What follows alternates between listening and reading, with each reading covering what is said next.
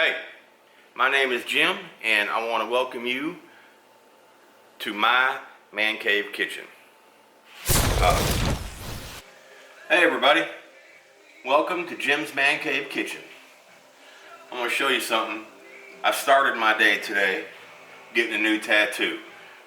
Let me show you this right here. So this, it's upside down. I can't bend that way. This is a memorial tattoo to my brother David.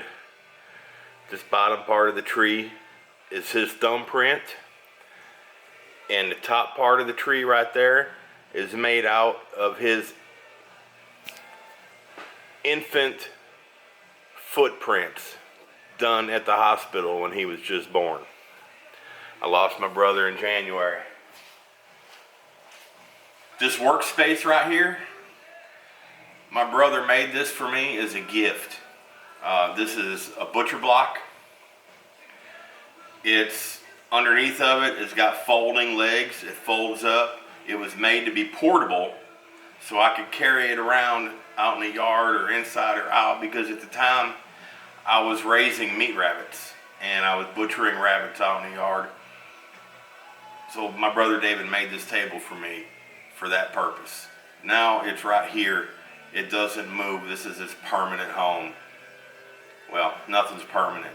This is its home for right now. So, enough about that. I know you're all wondering, get to it, Jim. What's in the bags? What you gonna cook in the man cave today? Well, I'll tell you, I'm so glad you asked. Today, I got these nice, big, delicious sweet potatoes from my local market, and we're gonna put these on the grill and bake them in just a second. To go along with that, yesterday my Aunt Penny took my mom out shopping and running around the countryside, and they stopped at a roadside stand and got these fresh, homegrown ears of corn. We're gonna grill these also, and I'll show you how to do it. And the protein for tonight, from my local butcher shop, I got some 2-inch thick filet mignon. It's gonna be so good. So let's get going. I'm gonna take these potatoes right over here to the Pit Boss grill, and we're gonna get this thing going and get these potatoes baking, and then we'll come back and we'll prep our corn. Come on. Here we are at the Pit Boss grill. We're going to use the gas side of the grill for this application right here. We're going to use it just like an oven. This grill has 3 burners. This one on the far left is the only one that I've lit. And we're going to cook these potatoes on indirect heat, which means our potatoes are not going to be directly over our heat source. I've lit the left side of the grill, and we're going to put our potatoes over here on the right side of the grill on the top rack and shut the lid and forget about it for about maybe an hour, hour and a half. We'll check them after an hour, and when these potatoes are nice and soft, you know how baked potatoes are supposed to be, then we'll call it good. When they're done, we're going to top them off with some butter and some pure maple syrup and just a sprinkle of cinnamon. It's going to be so good. I can't wait. So here we go. I've washed these potatoes, gave them a light little scrub. That's all you got to do. A little salt and pepper when they're done, along with whatever else you want to put on them, like the syrup and the butter and the cinnamon. Easy breezy. Close the lid. This temperature right here with this one burner going, it's going to reach 425 degrees, and that's perfect to bake these potatoes. So let's get to the corn. We'll go back inside here and I'll show you how to do it. Here we are back at the butcher's block in Jim's Man Cave Kitchen. So I'm going to take this corn and we're going to carefully, we're going to get it ready to cook on the grill. Roasted sweet corn, just like they make at the fair. Oh boy. So we're going to carefully peel back this husk. You don't want to tear it all the way off, because we're going to put it back in place when we're done. We're going to peel this back to get it to silk, and we want to remove the silk. That's what we're doing right here. We want to get rid of all this silk. So we'll carefully peel this back. We're almost there.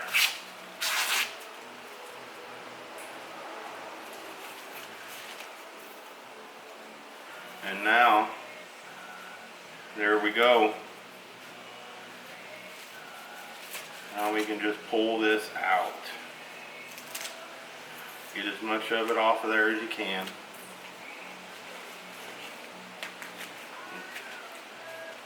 Pull that down just a little bit more and get some more of the silk off and get the brunt of it off.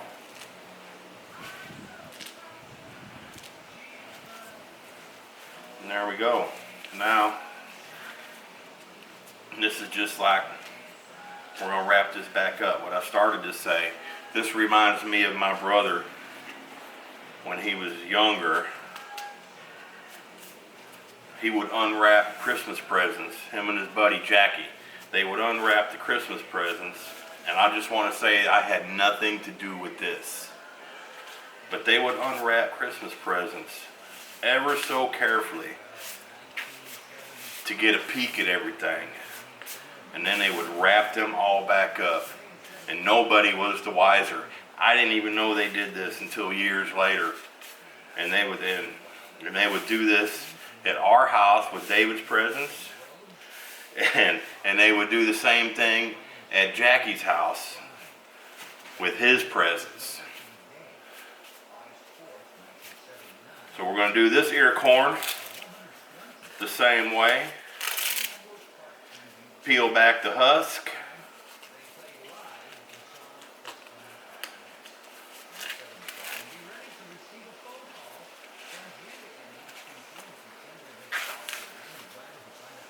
To get it to silk.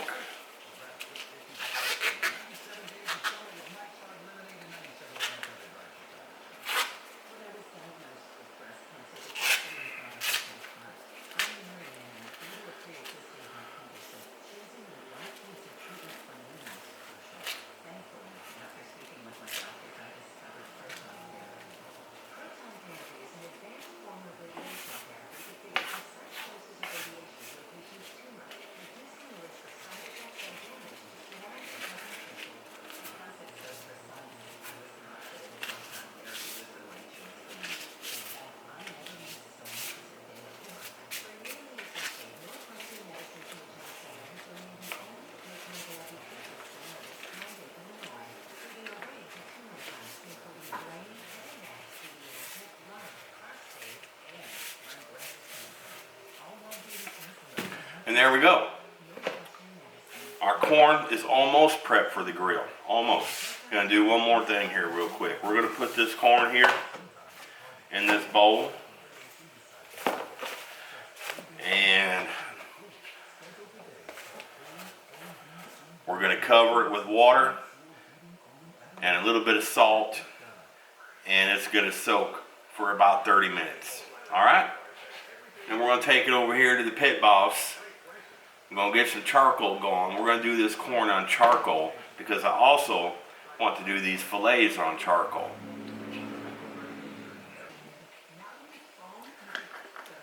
I got here some kosher salt. We're just gonna salt that up a little bit of salt in there.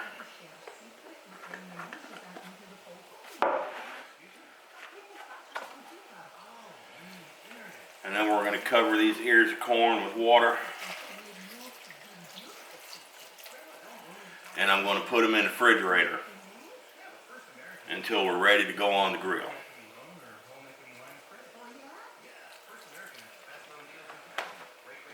Minimum 30 minutes.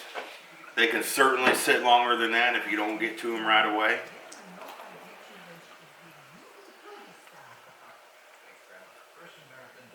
That water's just a little bit briny. It's going to be so good. We're going to work these fillets next. We're going to season them up and we're going to get them ready for the grill. And then we're going to go start some charcoal. let's get to the meat of the matter. I have here from my local butcher, here comes my idiot dogs. Here they are. My ever-present, I don't know if you can see them, my ever-present live studio audience back here. So, I have these 2 filet mignons from my local butcher. Cut 2 inches thick. Let me show you. Let me get you a close-up right here. Look at that. Woo! That's going to be so good. We're going to cook these over charcoal to a nice medium rare. About 7 minutes per side. You don't even know. But right now, we're going to season them up just a little bit.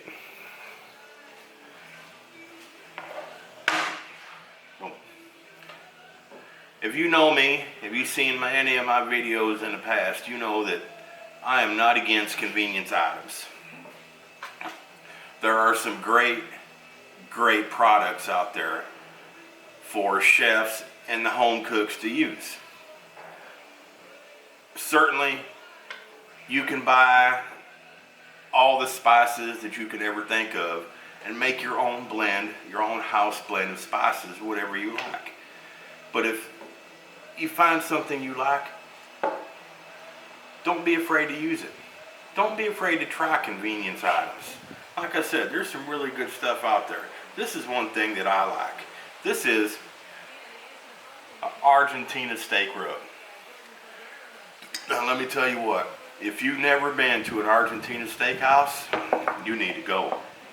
If you love meat like I do, if you're a meatitarian, this is a fantasy dream come true. All you can eat. And they come around, the servers come around, carrying big honking chunks of meat on platters and skewers, and it's stacked tall, and they lean right over your plate and they go, and they carve it off right onto your plate.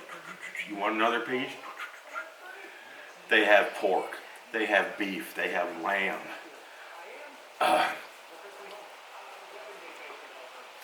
It's mind-blowing. So let's get back to these. We're going to season these with this Argentina steak rub. Not a whole lot.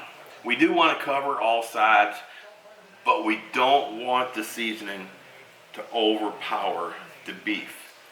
So we're just going to sprinkle a little bit on each side, and pat it in just like this. A little bit, pat it in, rub it around, get it off the board. Yep.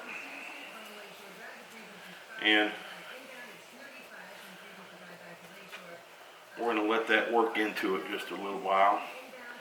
We're going to put them in this little pan right here. Like so. And do this other one. Just a little sprinkle. Get all the sides done. Yes, sir.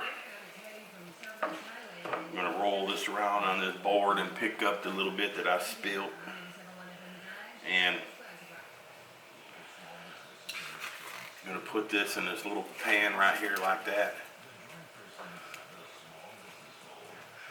And I'm going to go over here and I'm going to put this in the fridge until about 10-15 minutes before I'm ready to grill. I'm going to pull them out, let them come up to room temperature, and then we're going to grill them. We're going to sear around the sides on a super hot grill first, and then we're going to grill each flat side 7 minutes per side. It'll be perfect medium rare. You're going to love it. We'll be back. Hey, we're out here at the Pit Boss at Jim's Man Cave Kitchen. A couple things I want to show you here. Bear with me just 1 second.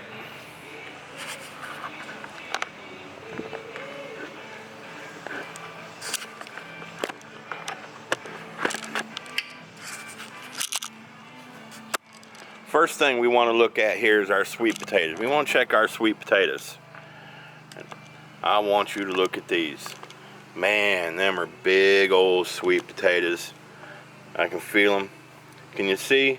Can you see my thumb give? That's perfect. That's perfect. You can see where a little juice is oozed out from the ends there and dripped onto our top rack. I'm going to give it a little turn, about a quarter turn right there, and I'm going to turn the temperature down, and we're going to close the lid, and we're going to hold them right there. The second thing I want to show you is this chimney charcoal starter. Most of you have probably seen these before, but I just want to tell you,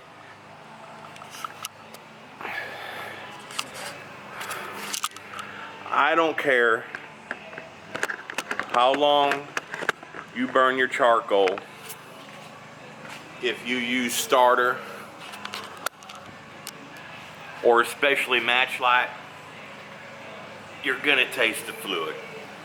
It's just a fact. So using these, it does two things. One, there's no fluid aftertaste, no fluid upfront taste, no fluid taste at all. Second thing, this is my consumer tip of the day. Over here I have a small bucket, and I want to tell you, I do not put any mail in my trash. None. There is too much personal information on your mail, even if it's junk mail, to be putting in the trash. I shred it, or I put it in the burn barrel, which is right here behind us. In the wintertime, I used to put it in the wood stove when I had a wood stove in the house. I put it in the fireplace, or I save it in this bucket right here, and I use it to start my charcoal. Don't put your mail in the trash. So here we go. We're going to light our chimney. I'll grab my torch right over here off the shelf.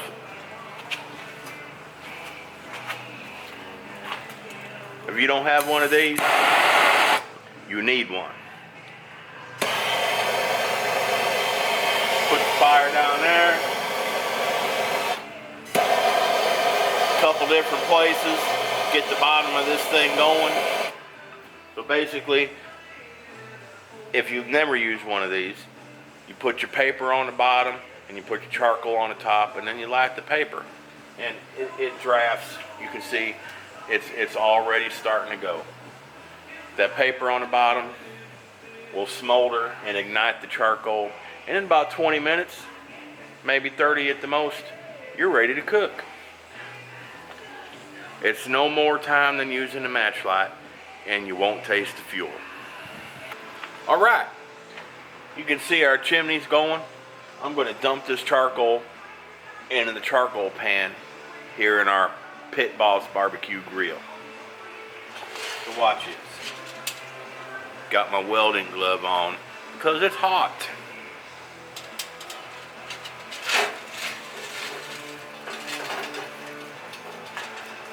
Got a little quick release action lever going on there. The handle itself is not hot, but the whole rest of it is smoking hot. I'm going to set this down here out of the way.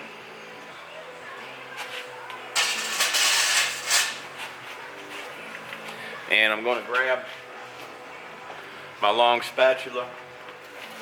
I'm going to spread this charcoal around.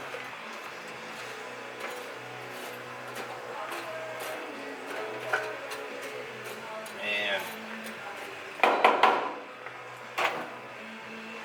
I'm going to lower this charcoal bed raises up and down. I'm going to lower it down. I'm going to put the grates back on, and we're going to get the corn going. You can see here we got our corn on the grill. I just got 3 pieces laid up there. It's been soaking in the water, in the salt water in the refrigerator for, I don't know, maybe 30, 40 minutes. And that's it. It needs to be on there 15-20 minutes until the kernels are soft and hot and heated through. A couple things. Excuse me, I forgot something. I'll be right back.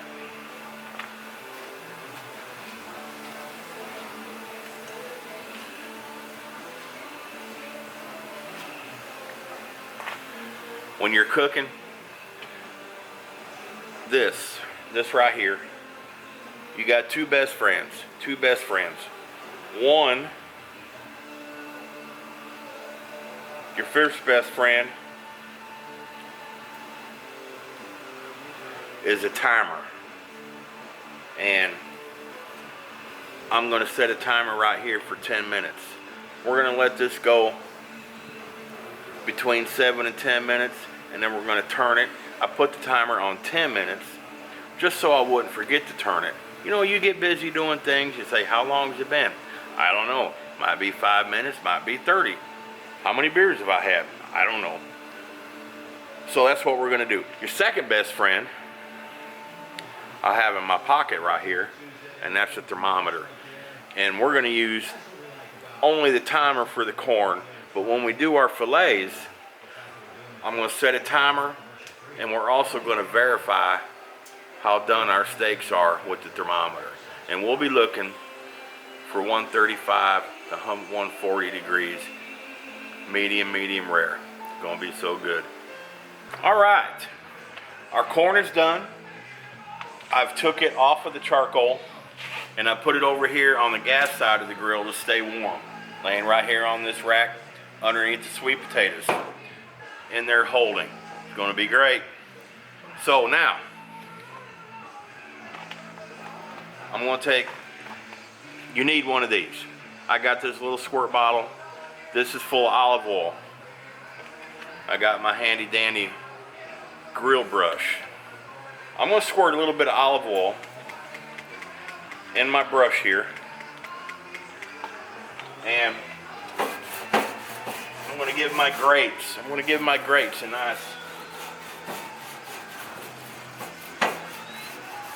nice little coating of oil. And a little more for good measure, just like that. I probably didn't need to do as large of an area as I did because we're just cooking two little filet mignon steaks.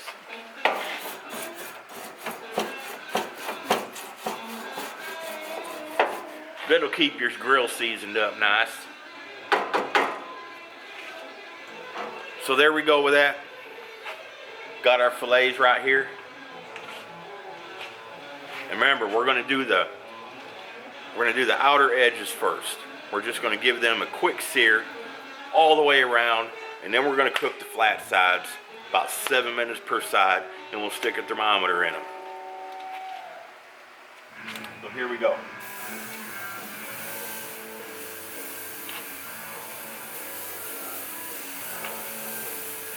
Just gonna put these on the grill there like that.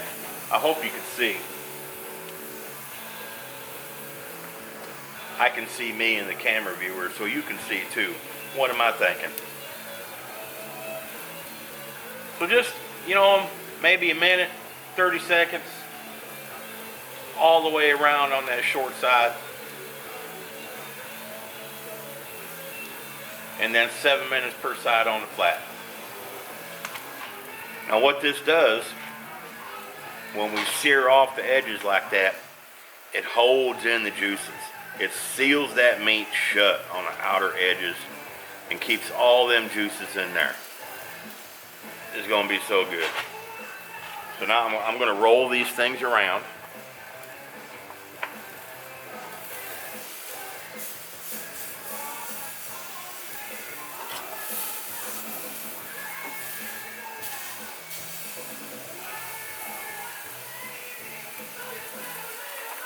Get the bottoms of those. We'll let that go for 30 seconds or so.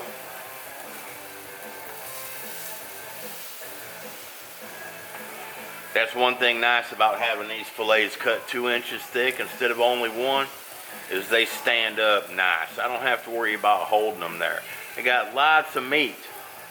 Lots of surface areas stand up straight and tall. And besides, who likes a 1-inch steak when you can have 2? Woo!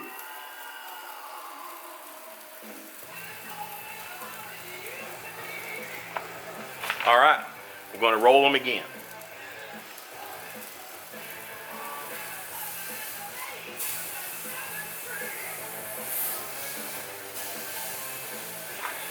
And as they roll around, you can see the sear mark. You can see where they're seared, and you can see the grill marks on them. In fact, let me grab this camera down, and I'll get you a closer look. You need to see this.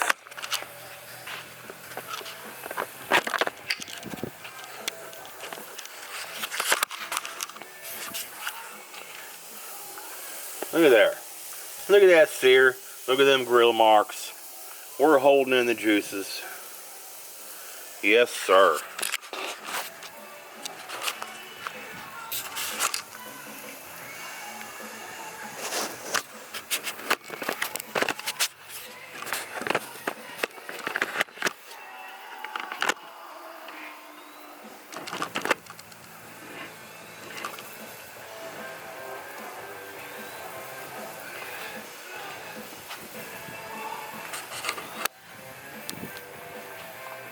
I'm going to roll these around one more time.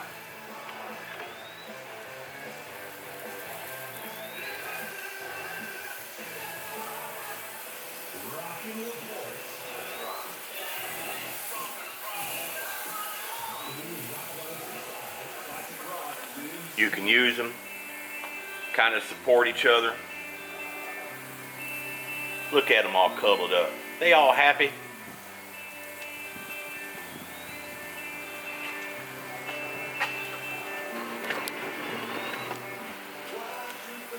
Just a few more seconds, and we're going to go to the flat side, and I'm going to set a timer on my phone. 7 minutes. It's all ready to go. Here we go. Timer set, folks.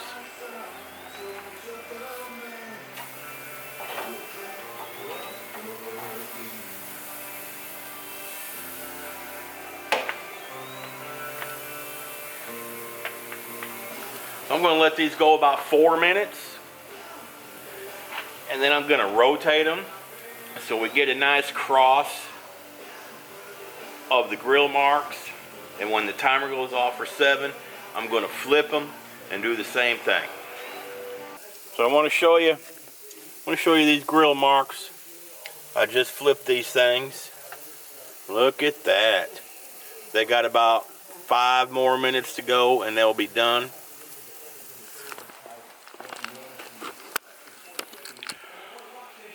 One thing I'm going to do, because I had it in the fridge already, I'm going to top these fillets with some compound butter. You're saying, what the heck is compound butter? I'm here to tell you, compound butter is butter and whatever else you want to put in it. Just that simple. So this butter is a compound butter that I made a while ago for something else and had some left over. It's been in the fridge. It's still good. In fact, it's still very good. It's delicious. So I took some softened butter and I mixed into it some minced garlic and goat cheese.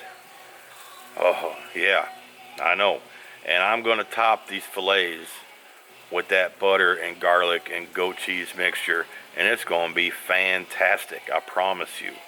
You should try this at home. Don't take my word for it. Try it. All right, folks. Right here we have perfect example of why it's important to use a timer and a thermometer. So our 7-minute timer went off, and I stuck the thermometer in the center of one of our fillets, and it was not up to temp. It would have been blue. I would have served a blue steak. Nobody wants that. It wasn't even up to rare temp quite. So what I did is I put our steaks on a sheet pan and I closed the lid on the grill. and we're gonna finish it off just like putting it in the oven. Right now my grill is about 280 degrees. I've opened the top vent, let a little bit of draft in there, keep going so my charcoal don't smother out. And we're just gonna let it go. I set a timer for 5 minutes and we'll check it again. Nothing to panic about, nothing at all. It's gonna be good. So here's what we got, folks. I want you to look at this. 140 degrees. Perfect. We are back on our work surface now, on our butcher block. You see our corn laying there, our sweet potatoes. I put a little foil tent over our steaks. We'll have a peek at them. Oh my goodness. I'm gonna cover them back up and we're gonna let them rest. We're gonna let them rest. I'm gonna take these into Mom.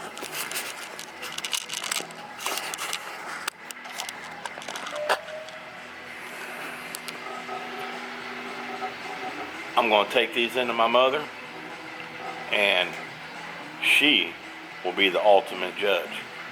I'm gonna tell you what, when it comes to the food I cook, she's got no filter. She let me know if it ain't no good, and I'll let you know. Here we are. I gotta show you this. This is the money shot.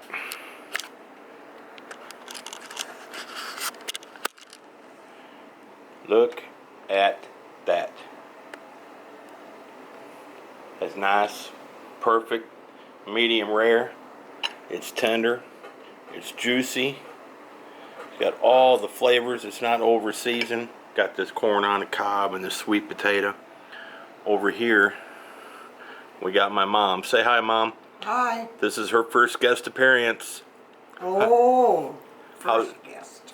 My very first guest. How's your steak, Ma? It's very good. All right, that's exactly what we want to hear. Mom wouldn't lie to you. If she didn't like it, she'd tell you. That's right. We'll see you later at Jim's Man Cave Kitchen.